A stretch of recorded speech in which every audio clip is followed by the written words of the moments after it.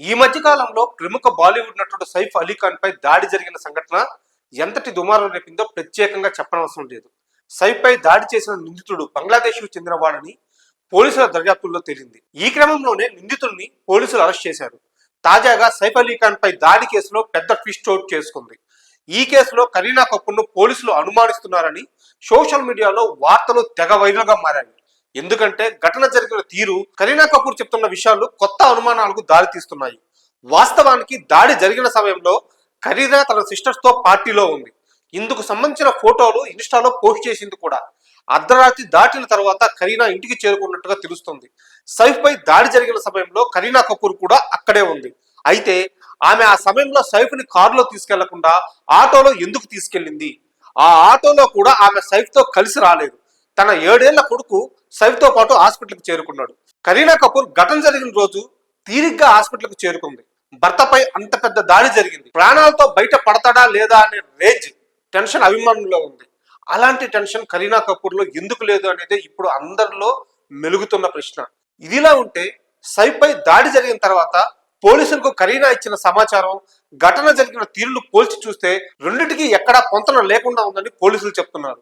ఇంట్లోకి ఒక వ్యక్తి ప్రవేశించాడని, పని మనిషిపై దాడి చేయడానికి ప్రయత్నించడంతో అతన్ని ప్రతిఘటించే క్రమంలో సైఫ్ పై దాడి జరిగిందని కరీనాతో పాటు వారి పని మనిషి కూడా చెప్తూ వస్తున్నారు. సైఫ్ పై దాడికి పాల్పడ్డ నిందితుడు షరీఫుల్ని ఓ గదిలో బంధించారు. బంధించినప్పటికీ కూడా అతను ఆ గది నుండి తప్పించుకున్నాడు. ఇది ఎలా సాధ్యపడింది? ఇంట్లో వాళ్ళు వదిలితే తప్ప అతను బయటికి వెళ్లే పరిస్థితి ఉండదు కదా అని పోలీసులు అనుమానిస్తున్నారు. దాడి తర్వాత పోలీసులు సీన్ కన్స్ట్రక్షన్ చేసిన సమయంలో దొంగ చెప్పిన విషయాలు, అక్కడ ఘటన జరిగిన తీరు వేరువేరుగా ఉండడంతో పోలీసులు కూడా అనుమాన పడుతున్నారని తెలుస్తుంది. దాడి సమయంలో అక్కడ ఉన్న కరీనా, పని మనిషి ఇద్దరిని వేరువేరుగా విచారించిన తరువాత ఇద్దరిని ఒకేసారి విచారిస్తే మరికొన్ని కొత్త విషయాలు బయటకు వచ్చే అవకాశం ఉందని పోలీసులు భావిస్తున్నారు. ఈ ఎంటైర్ ఎపిసోడ్ లో పోలీసులు అనుమానిస్తున్న అంశాలు ఏంటంటే, సైఫ్ కుటుంబం ఉన్న నివాసం గొప్ప సంపన్నులు ఉండే చోటు. ఇక్కడ హై లెవెల్లో సెక్యూరిటీ ఉంటుంది. ఇక్కడ పనిచేసే వారి ప్రమేయం లేకుండా కొత్త వ్యక్తి లోపలికి ప్రవేశించే అవకాశం అస్సలు లేదు.